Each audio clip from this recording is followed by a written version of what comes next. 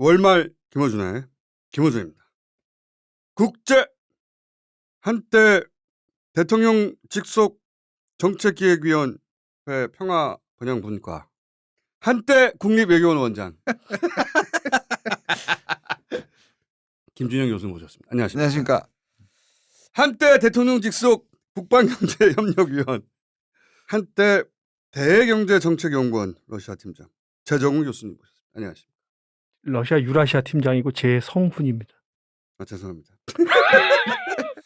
두 분이 공통점이 있어요. 예. 대통령 직속위원회에서 일하셨고 네. 공기관에서 일하신 경력도 있고 교수라는 경력도 유사하고 공부도 각각 해외에서 정치학 박사 받으셨죠. 그 가장 결정적인 공통점은 최근에 두 분이 다 책을 냈는데 두 분 다 잘 안 팔려요. 안 팔리는 건 맞습니다. 저는 맞습니다. 아, 저는 다스베이더 덕분에 잘 팔립니다. 3세를 찍고 있습니다. 그게 어딥니까, 저한테는. 두 분 원래 아시는 사람입니까? 네. 저는 원장님을 몸 발치해서 이 업계에서 김준영 원장님의 위상은 어떻게 됩니까? 쳐다볼 수도 없죠, 사실. 쳐다봤다 그러지 않으셨어요? 몸 발치해서 몸 발치. 자, 다른 얘기하기 전에 최성훈 교수님은 왜 모스크바에 가서 이 정치학을 하셨습니까? 이거 흔한 데 많잖아요. 저기 워싱턴 DC 같은데. 제가 다니는데. 흔한 데 많은데 러시아 모스크바를 가셨어요. 아, 월말 김어준은 이런 얘기도 하는군요. 이런 얘기부터 시작합니다. 아, 네. 대학에서 러시아어를 전공을 했어요. 그럼 왜 러시아로 하셨어요? 그냥 이제 커트라인 맞춰서 저희 때는 거의 대부분 이제 커트라인 맞춰서 가고 90년대 중반 정도니까 네. 노태우 정부가 했던 북방 정책이 아주 영향력이 아직 있었을 때거든요. 좀 전망이 있을 것 같다 이런 생각이 해서 이제 점수에 맞춘 다음에 그런 생각이 나중에 든 거죠? 그렇죠. 네, 근데 높았습니다 생각보다. 당시에 정치학은 늘 고등학교 때부터 이제 전공하고 싶었기 때문에 석사 때부터는 이제 정치학을 했고. 아니, 제가 약간 끼어들면 네. 방송에서 처음 얘기하는 것 같은데 제가 원래 미국에서 석사를 하고 모스크바 대학을 가려고 했습니다. 아, 그래요? 네, 석사 논문을 제가 러시아의 대외 정책에 대해서 당시는 소련이죠. 소련 딱 쓰고 나니까 소련이 붕괴가 돼버린 거예요. 그래가지고 제가 바꿨습니다, 사실은. 조지 워싱턴대 석사를 하고 모스크바 가가지고 공부를 하려고. 왜냐하면 저 때는 모스크바에 공부할 수 없었습니다. 왜냐하면 적성국가이기 때문에. 그래서 미국 거쳐서. 미국 거쳐서 가려고 했었는데 1990년에 붕괴되기 직전에 제가 모스크바하고 그 당시에는 이제 레닌그라드였습니다. 지금 빼제르부르크가. 예, 거기도 갔었고 러시아어도 배우고 그랬었습니다, 사실. 러시아에 관심이 있으셨나요? 있었죠. 그러니까 지금 우리 최성훈 교수님은 러시아에 관심 없는데 점수 맞추다 보니까 나중에 관심이 생긴 케이스고. 자, 하지만 커트라인은 높았다는 거 다시 한번 말씀드립니다. 김준영 원장님은 애초에는 러시아에 관심이 있었는데 러시아를 결국 소련이었죠. 예, 소련 관심이 있었는데 이제 구소련이 해체되는 바람에 예, 그냥 흔한 워싱턴 DC에서 네. 계속 미국을 공부했습니다. 두 분이 그러니까 러시아의 공통점도 있네. 책도 안 팔리고. 러시아에 가서 러시아 정치학 박사까지 하신 거죠? 네네. 몇 년이나 계셨어요, 러시아에? 한 4년 반 정도 있었습니다. 빠른 겁니까? 빠른 거죠. 천재인데요? 빠른 거죠. 그래요? 네. 네, 저는 석박사 합쳐서 8년 했습니다. 전 좀 속성으로 한 거고 원장님은 깊이 있게 하신 걸로. 제 교수님은 이제 너무 겸손 모드신데 좀 버려주세요, 그런 태도는. 아, 그렇지. 우리 또 김준영 원장님은 국립외교원 원장까지도 하고 이 정도면 올라갈 만큼 다 올라간 거 아닙니까? 네, 이제 끝이라고 봐야죠. 갈 데도 더 없으니까 이제 눈치 그만 보세요. 예.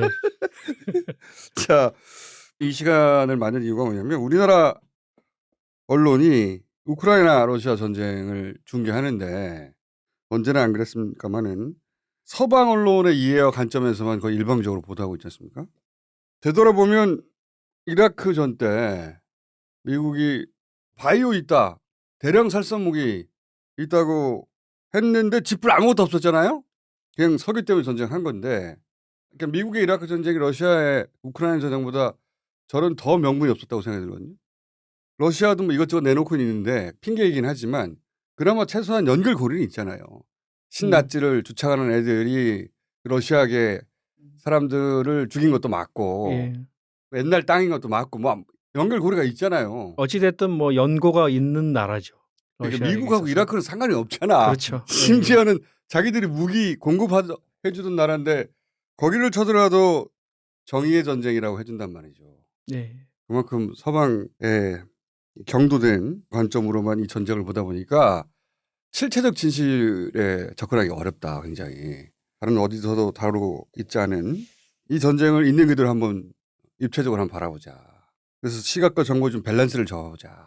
사실 근데 이게 요즘은 워낙에 흑백론 있죠. 있고 이거는 우리만 그런 게 아니라 러시아 내부에서도 있고 우크라이나 내부에서도 있잖아요. 전쟁이 사실 났으니까. 전쟁이 나기 전까지는 전혀 주목받지 못하는 정치인이 갑자기 애국자가 되고 영웅이 되고 여기서도 조금이라도 우크라이나에 대해서 비판적이거나 전쟁을 막을 수 있었다 이 얘기만 해도 그러니까요. 피해자에게 지금 잘못을 돌리냐. 2차 가해다라고 예, 이런 2차 얘기가. 가해처럼 러시아 그 전공하는 사람들의 공부 모임에 제가 참여를 해보면 막 긴장이 흐르고 가끔 고성이 오가고 싸우기도 합니다. 러시아에 대해서 잘 모르시면서 옆에 지금 러시아 전문가가 있는데 비슷하죠? 무슨 싸움이 일어납니까? 그러니까 러시아의 우크라이나 침공을 어떻게 볼 것인가. 침공 그 자체는 나쁜 일이죠. 그렇죠. 침공 그 자체는 국제법상으로도 정당화될 수가 없는데 근데 이제 우크라이나의 일부 책임론을 묻는다라든지 러시아를 미국과 서방이 너무 구석으로 몰아붙여서 그런 불가피한 측면도 있다라는 지적을 하면 바로 이제 공격을 받죠. 그렇죠. 게다가 최근에 젤렌스키를 이제 영웅으로 띄우고 있잖아요. 서방 언론에서. 예. 우리 보수 매체도 거기 올라탔는데 예, 거의 뭐 예, 만장일치로 그렇게 얘기하는 거 같아요. 러시아는 보수와 진보 양쪽에서 다 공격을 받았어요. 보수 언론은 반미 전선에 있다는 것 때문에 이제 비난을 했으면 진보 언론은 이제 푸틴 체제 자체가 독재다. 권위주의 체제다. 이것 때문에 이제 계속 비난을 했기 때문에 루소포비아가 그 한국 사회에 이미 존재했던 것이고 이게 이 전쟁으로 확산되는 거고 전 세계적으로 루소포비아가 확대되고 있는 상황이죠, 현재. 또 한 가지 일본 극우가 젤렌스키를 엄청 띄우면서 요새 수상한 행보를 이어가고 있습니다. 우크라이나 러시아 전쟁을 자기들 군사대국화, 헌법 개정의 빌미, 네네. 찬스로 보고 있더라고 보니까. 게다가 젤렌스키가 우리한테 무기까지 달라고 그러잖아요. 예. 무기를 지원하는 것은 그건 좀 다른 문제라는 그건 생각이 말도 안 들어요. 되죠. 그럼 러시아와 국경을 접하고 있는 나라가 한 14개 국가가 돼요. 그중에 8개 국가는 제재를 하고 있고 그러니까 한국을 제외하고 나머지 국가들은 다 나토 국가들이에요. 그들은 뭐 당연하죠. 네, 캐나다나 호주나 뉴질랜드 같이 러시아로부터 멀리 떨어진 나라면 지원할 수도 있다고 봅니다. 근데 우리는 국경을 접하고 있는 나라고 더군다나 우리는 또 한반도 문제에 걸려 있지 않습니까?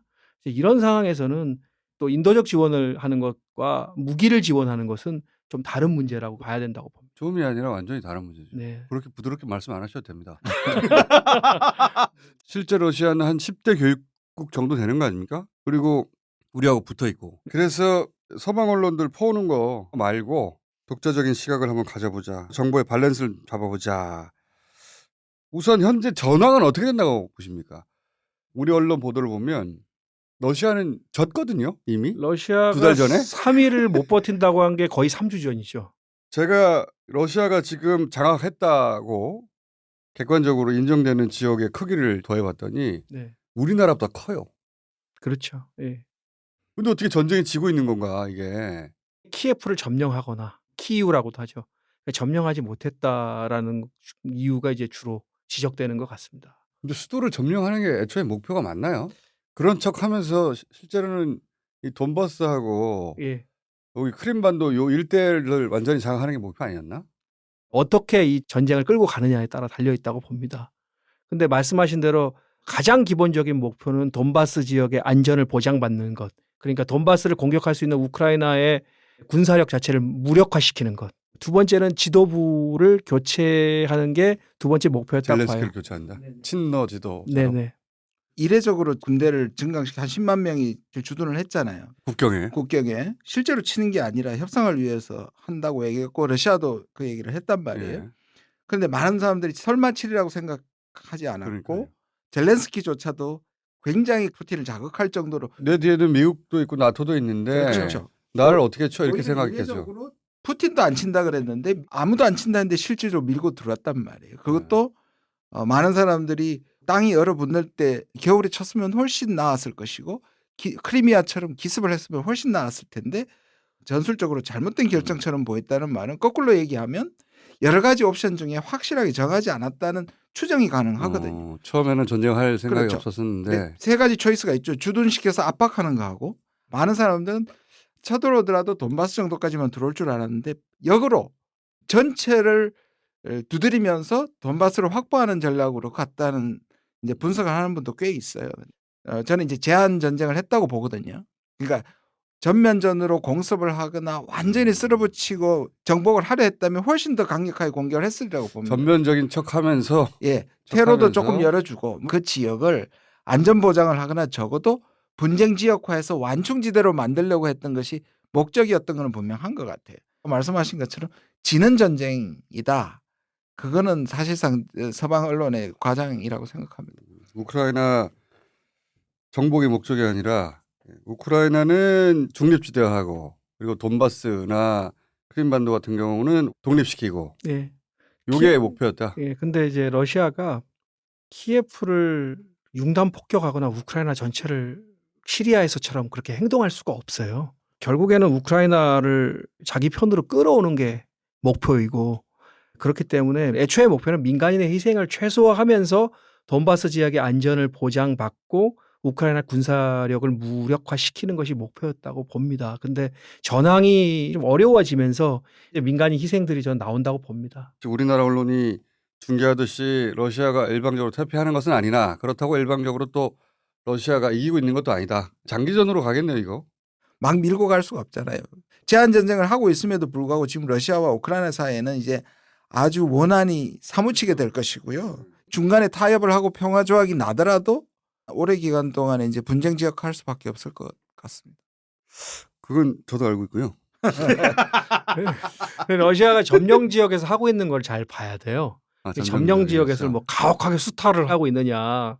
지금 동남부 그런 지역 이미지인데 지금 우리 언론의 보도에 따르면 예, 지금 동남부 지역 같은 경우에 예. 크림반도와 돈바스 사이에 신너벨트라고 불리던 지역에서 막대한 인도적 지원을 하고 있어요. 러시아가. 돈 뿌리고 그리고 있구나.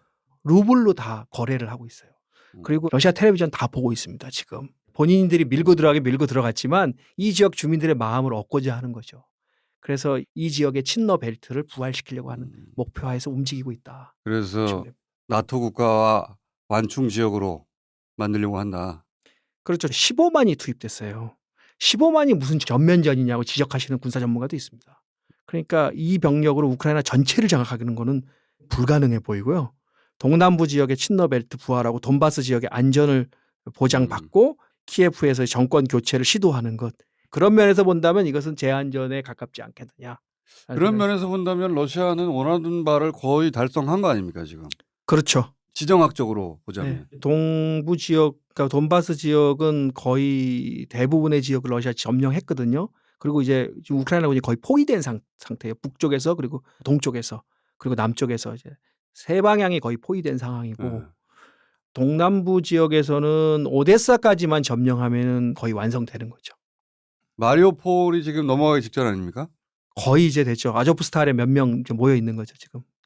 여기가 소련 시대에 지어진 제철소라 지하 갱도나 여러 시설들이 군사 시설을 준하게 만들어졌다면서요. 그리고 엄청나게 넓대요. 여기가 이제 최후의 항전을 하고 있는 거죠. 항전하는 네, 곳이고 우크라이나 입장에서. 여기를 제외하고는 전부 다 지금 네. 다 장악한 거 아닙니까? 예. 여기까지 장악을 하면은 돈바스부터 시작해가지고 크림반도로 쭉 이어지는 벨트를 거의 다 가져가는 거 아니에요? 그렇죠. 이미 육로는 완성돼 있었지만 마리우폴은 원래 도네츠크 주의 두 번째로 큰 도시였어요. 도네츠크 다음으로. 그러니까 2014년에 독립선언을 했을 때 도네츠크 인민공화국의 영토였어요. 그런데 그 해에 아조프 대대, 그러니까 지금 아조프 연대죠. 아조프 연대가 거길 점령한 거예요. 마리우폴을. 그러니까 네오나치 조직이 거기를 제일 먼저 점령한 게 마리우폴을 점령한 겁니다. 그리고 지금까지 버텼던 거죠. 모르는 단어가 너무 많이 나온 것 같아요. 다시 쉬운 버전으로 설명해 주세요.